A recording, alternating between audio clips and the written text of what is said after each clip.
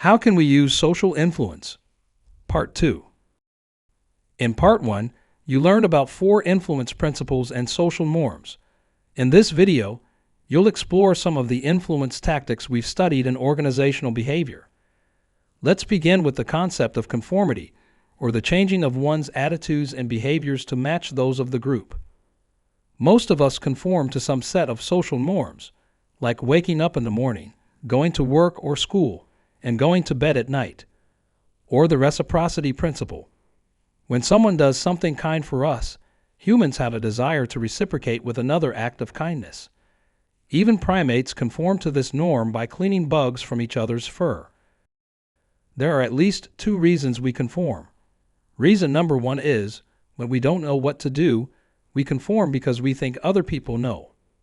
For example, imagine you're a new employee at your organization and you're facing an ethical dilemma.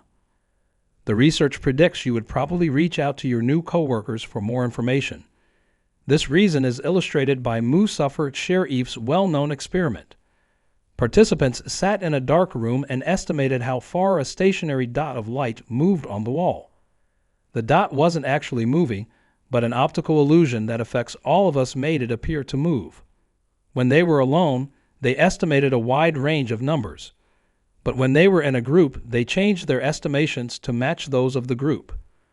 This study was one of the first to identify our tendency to conform when we don't know the answer, or when we don't know what to do. The second reason we conform is because we don't want to be rejected by our peers. When coworkers are gossiping about other employees, for example, you might listen in to get the scoop. But failing to conform and not listening in could mean you're left out of the conversation altogether. Osh's well-known experiment illustrates this second reason. Participants in a group indicated which line, A, B, or C, matched the length of a comparison line, as shown here. Of course, the answer is B, but when other group members, Confederates who actually worked for the researcher, intentionally gave wrong answers, participants conformed to those wrong answers a whopping 37% of the time. Why? Simply, to fit in with the group. Both studies demonstrated that the presence of other people can influence our perceptions and lead us to make the wrong decision. Managers need to be aware of the pressure to conform so they can address it. When the pressure to conform is strong, employees might keep their ideas to themselves or refrain from pointing out others' mistakes. In some organizations, this can lead to devastating outcomes.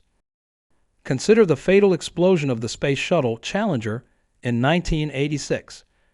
Before the launch, the shuttle's top engineer expressed concerns about the faulty O-rings, but he was pressured by others to sign off on it. Had he been encouraged to share his concerns, the outcome may have been different. Influence tactics are another source of influence that managers need to consider. These tactics are strategies designed to influence others and gain commitment or compliance. Here are several examples. Personal appeals rely on likability and interpersonal skills. Consultation means including other people in the decision-making process. Inspirational appeals generate enthusiasm by connecting with people's emotions and values. Coalition tactics involve building a group of influential people and leveraging their collective power. Ingratiation is the use of praise, flattery, or humor.